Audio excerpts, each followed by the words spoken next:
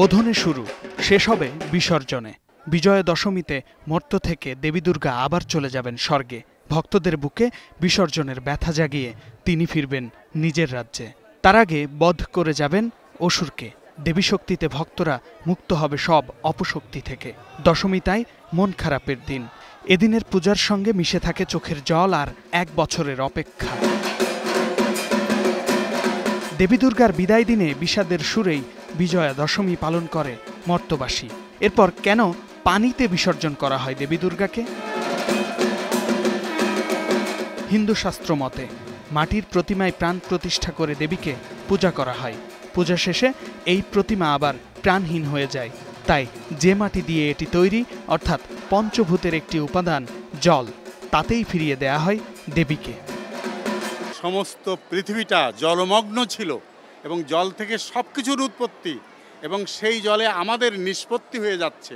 এই জন্য আমরা বিসর্জনটা প্রতিবিম্বে করি।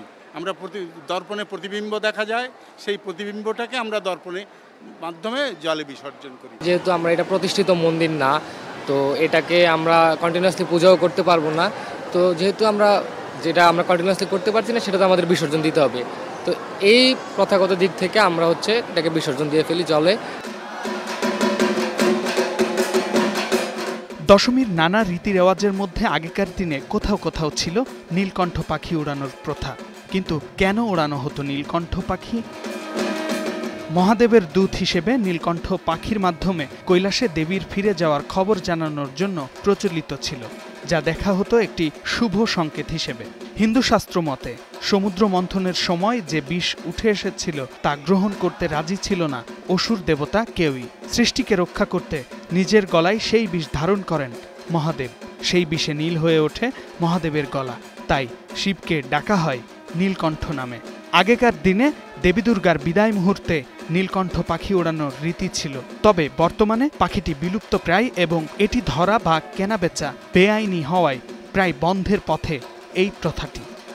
এটা এক ধরনের দেশাচার যেটাকে বলে। এটা এখনো বিভিন্ন জায়গায় প্রচলিত আছে এবং কি এখনো হচ্ছে, কোথাও কোথাও হচ্ছে, হয়তো এখানে হয় না, অনেক জায়গায় হয় এখনো। সেটা একদমই হয় না এরকম বলা যাবে না।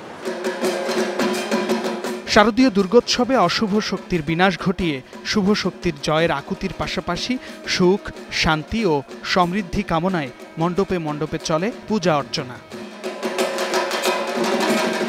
শামীম বিশ্বাস, স্টার নিউজ।